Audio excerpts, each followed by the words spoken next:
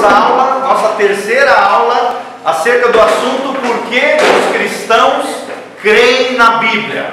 Por que os cristãos creem na Bíblia?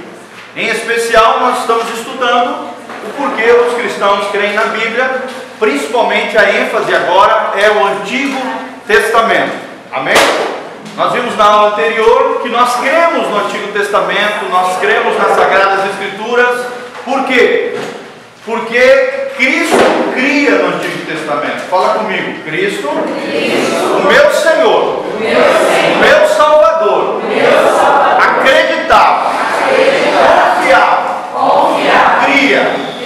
E o Antigo Testamento, que era conhecido como a lei e os profetas, era a palavra de Deus, inspirada por Deus, inerrante, infalível, eterna, imutável, palavra de Deus. Amém? Então, primeira argumento que você utiliza quando alguém te perguntar por que você, como cristão, crê no Antigo Testamento, é porque o teu Senhor, o teu Salvador, Cristo Jesus, cria no Antigo Testamento. Sim ou não? Jesus usa diversos trechos do Antigo Testamento. Ele dominava o Antigo Testamento, ele pregava o Antigo Testamento, ele mencionava a lei e os profetas. Ele acreditava que o Antigo Testamento é a palavra bendita do nosso Deus. Amém? O segundo argumento que nós começamos a ver semana passada é que também não somente Jesus Cristo, nosso Senhor e Salvador, mas também os apóstolos de Jesus, aqueles que deram continuidade ao ministério de Jesus, os apóstolos, os pais da igreja, os patriarcas, os primeiros discípulos de Jesus também criam no Antigo Testamento. Amém? Temos que lembrar que no tempo dos patriarcas, principalmente aqui dos apóstolos que nós estamos mencionando, eles liam o Antigo Testamento. A Bíblia deles era o Antigo Testamento. E alguns deles foram usados por Deus para escreverem livros no Novo Testamento que nós temos hoje na nossa mão. Amém? Então, os dois argumentos por que os cristãos creem no Antigo Testamento, na palavra de Deus, é porque Jesus cria, e em segundo lugar, porque os apóstolos também criam. Amém?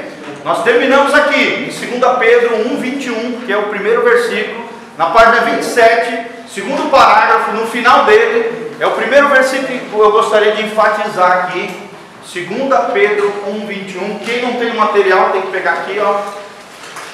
Material grátis para a galera, tá? Xerox, ofertada pela Igreja Batista Betel na sua vida. Receba essa semente bendita. Vamos lá, então, 2 Pedro 1:21, a palavra de Deus diz que as Escrituras, né, a palavra de Deus, foi dada por vontade, não foi dada por vontade humana. Entretanto, homens santos falaram da parte de Deus, movidos pelo Espírito Santo. Fala comigo. As revelações proféticas das Escrituras, a palavra de Deus, jamais foi dada por vontade humana, mas sim foram homens santos que falaram da parte de Deus, movidos pelo Espírito Santo. Amém? Então, quem era o guia ali, o maestro que ajudou vários autores a escreverem o Antigo Testamento? São 39 livros no Antigo Testamento. E quantos no Novo? 27 no Novo, 39 no Antigo, totalizando quantos? 66 livros que contém, né, chamados de cânon, ou seja, o índice de livros inspirados, considerados inspirados por Deus, os 66 livros da palavra bendita do nosso Deus. Amém? Então vamos lá. Os demais apóstolos também citaram o Antigo Testamento, da mesma maneira que Jesus. Ele declarou que foi Davi quem escreveu o texto dos Salmos 110. E o Salmo 110 também foi inspirado pelo Espírito Santo. Está lá em Marcos 12:34. Então João Marcos também foi um dos discípulos diretos ali, né? Foi um dos discípulos, dos primeiros discípulos de Jesus, em Marcos 12:36, que muitos eruditos acreditam que foi o primeiro evangelho escrito, o evangelho de Marcos. Em Marcos 12:36, ele menciona que o Salmo 110 foi escrito por homens, por Davi, inspirado pelo Espírito Santo. Então Pedro também afirmou que Davi era um profeta e, portanto, previu o advento de Cristo no Salmo 16. Ok? Se você ler ali o Salmo 16, você vai ver que Davi foi tomado por um espírito profético e relata várias características de Jesus na crucificação, a traição de Jesus. Você vê vários elementos ali da pessoa de Jesus no Salmo 16. Então é muito interessante isso, né? O Espírito Santo tomou o salmista Davi enquanto ele estava escrevendo o Salmo 16 e profeticamente descreveu características do Messias que viria a Israel. Davi, aproximadamente 1100 anos antes da vinda de Jesus. 1100 anos antes da vinda de Jesus. O espírito de profecia veio sobre ele e Davi foi usado por Deus para escrever o Salmo 16, cheio do Espírito Santo. Tá bom? 1100 anos. Alguma dúvida? Uma pergunta? Então vamos lá.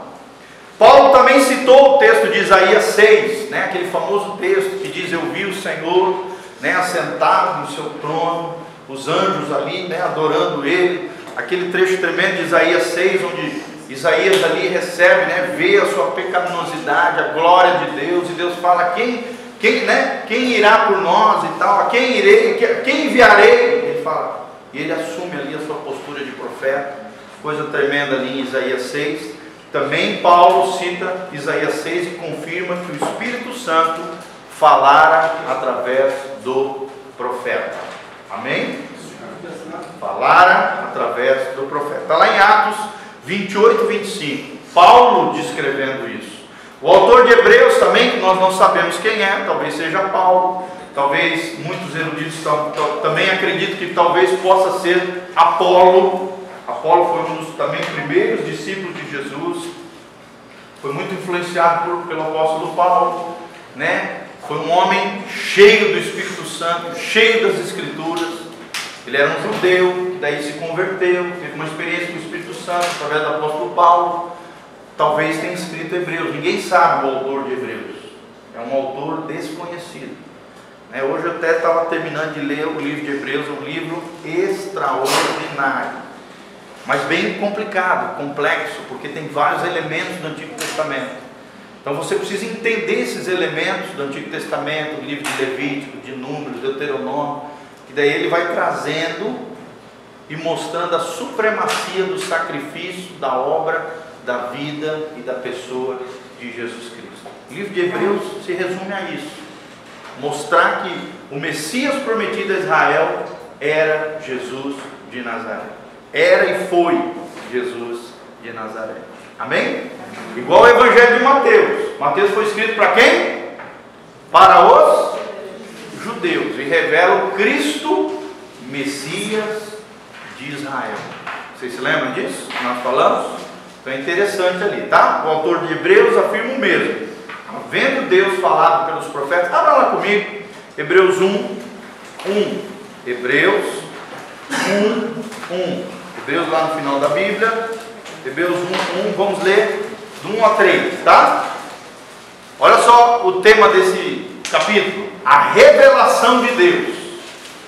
E aí o autor de Hebreus diz assim: havendo Deus outrora falado muitas vezes e de muitas maneiras aos pais pelos profetas, Hebreus 1:1, nesses últimos dias nos falou pelo Filho. Que Filho é esse? Jesus, a quem constituiu herdeiro de todas as coisas, pela qual também fez o universo. Ele que é o resplendor da glória e a expressão exata do seu ser, sustentando todas as coisas pela palavra do seu poder. Depois de ter feito a purificação dos pecados, onde é que foi isso? Onde é que foi a purificação dos pecados? Na cruz do Calvário. assentou-se à direita da majestade nas alturas, e tendo se tornado tão superior aos anjos, quanto herdou o mais excelente nome do que eles. Olha que tremendo, gente. Então aqui nós vemos Cristo sendo exaltado, toda a obra expiatória de Jesus, sim ou não? Nós vemos aqui Cristo sendo exaltado acima dos anjos, acima dos homens, acima de todos. E ele dizendo, olha, antigamente nós ouvíamos pelos nossos pais, os patriarcas, depois pelos profetas, mas nos dias de hoje nós vimos e ouvimos quem? O Filho amado de Deus, Jesus Cristo, que morreu na cruz do Calvário, para que houvesse purificação dos nossos pecados, aquele que sustenta todas as coisas pela palavra do seu poder. Isso aqui é tremendo, gente. Isso aqui fala de um Deus que cria, mas também sustenta pela sua palavra poderosa. Amém? Existe uma teoria, chamada deísmo, e acredita que Deus fez o universo, criou o universo como uma espécie de relojoeiro, fez ali o universo como se fosse um relógio com seu mecanismo, com as suas leis naturais, e aí jogou ali o universo à sua própria sorte, baseado nessas leis que conduzem o universo, mas que esse Deus já não intervém mais na história, não age, não opera, não sustenta isso e aquilo. Tem muitas religiões que acreditam nisso, e até algumas seitas ditas cristãs acreditam que Deus criou o universo, Deus criou todo mundo e deixou hoje o mundo à sua própria sorte, apenas com as suas leis que regem o mundo, como a lei da gravidade, as leis naturais e as leis espirituais. Mas nós cremos nisso aqui que está em Hebreus, que Deus criou todo o universo, amém? E sustenta todas as coisas pela sua palavra poderosa. Amém? Não apenas cria, mas ele sustenta. Ele provê todas as necessidades. Aí você fala, mas pastor, a lua, as estrelas, as marés, tudo está sendo sustentada pela palavra poderosa do nosso Senhor. Amém? E isso é tremendo, isso é maravilhoso. É tremendo aquilo que nós vemos aqui na palavra de Deus.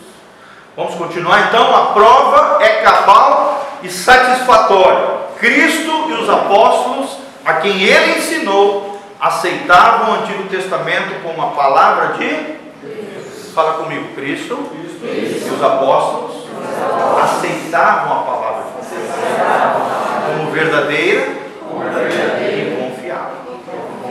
Amém? Você vê isso claramente, por exemplo, no livro de Romanos, como Paulo dominava o Antigo Testamento e menciona ali, trechos do Antigo Testamento, histórias do Antigo Testamento, e trazia tudo aquilo, para sua explicação. O tema básico de Romanos é o quê? A justificação pela fé. A justificação pela fé é o tema central de Romanos. E ele mostra que essa justificação, que a lei e os profetas encaminhou para uma pessoa, que é o representante da graça, que é o Senhor bendito, Jesus de Nazaré. Amém? Que a dispensação sobre Israel parou no tempo, e agora entrou uma nova dispensação, um novo tempo, uma nova era, a era da graça, a era onde o Evangelho de Jesus é espalhado não somente para os judeus, mas também para os gentios. Pastor, o que é o gentio? Gentio é todo aquele que não é judeu. Nós somos gentios. Sim ou não?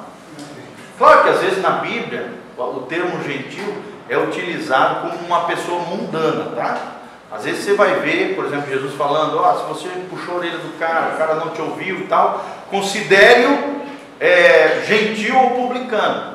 Ou seja, considere ele um mundano. Às vezes na Bíblia a palavra gentil tem a ver com o ímpio, com aquele que não aceita a palavra de Deus, com aquele que está no mundo e não está nem aí para Deus.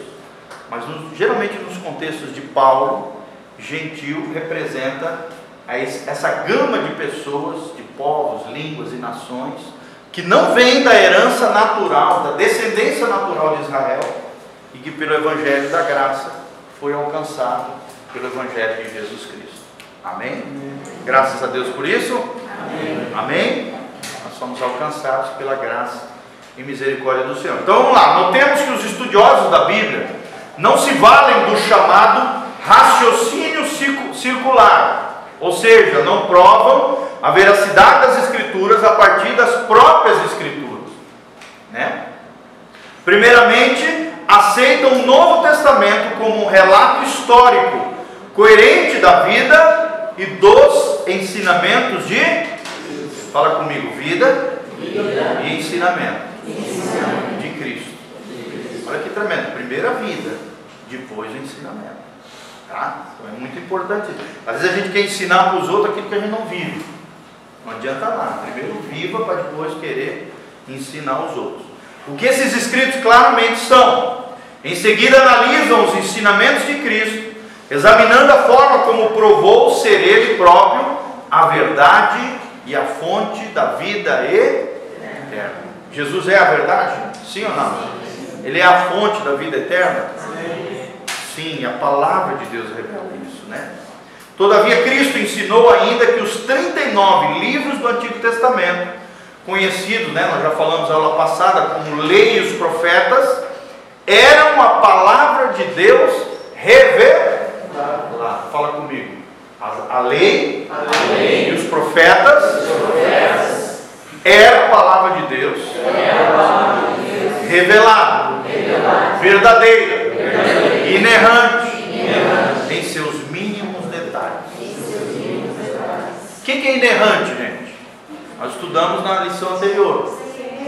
Não contém erros nos seus textos originais. Amém?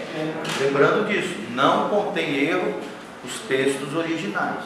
A palavra de Deus é perfeita, como Deus é perfeito, né? Claro que, infelizmente, né, ao longo dos anos, alguns homens corrompidos pegaram a palavra de Deus, como por exemplo, né, alguns evangelhos aí, de algumas seitas e religiões, corromperam a palavra de Deus. Essa não é a palavra de Deus, é um livro corrompido, se dizendo palavra de Deus, entendeu? Mas a palavra de Deus, que possui milhares de manuscritos, né, em várias bibliotecas a nível mundial, vários manuscritos que foram achados ao longo do tempo, né? Por exemplo, os rolos de Qumran, lá em Israel, no Museu da Bíblia, tem lá os rolos que foram encontrados, textos massoréticos do Antigo Testamento, do Novo Testamento, estão lá no Museu da Bíblia até hoje. E a Bíblia, a palavra de Deus, nos seus textos originais, é inerrante, infalível, inerrante, verdadeira.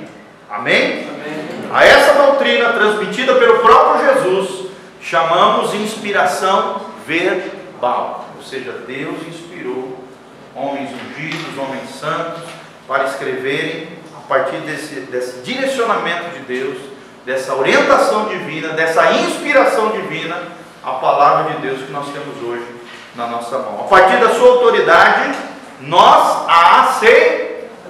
Por que nós aceitamos o Antigo Testamento? Porque Jesus cria, porque os apóstolos criam. E agora nós vamos ver outros fatos aqui embaixo também, tá bom? Então, primeiros cristãos também defendiam esse ensinamento, ao se referirem à Bíblia como infalível, ou falavam, né, sobre a inspiração plenária, completa e total das Escrituras. Inspiração plenária significa inspiração plena de Deus. Ou seja, Deus estava ali no controle do governo, inspirando, direcionando, orientando cada palavra, cada colocação. Foi inspirado por Deus, foi guiado pelo Espírito Santo de Deus. Amém? Por isso que a Bíblia é um livro singular. Por isso que a Bíblia é conhecida como Biblos. No original, a palavra Bíblia significa Biblos, significa o livro, ou o livro dos livros, até porque ela contém 66 livros, 39 no Antigo Testamento e 27 no Novo Testamento. Tá bom? Então vamos lá. Os inspiração plenária, já falei, esse conceito tem sido atacado pelos cristãos, né, de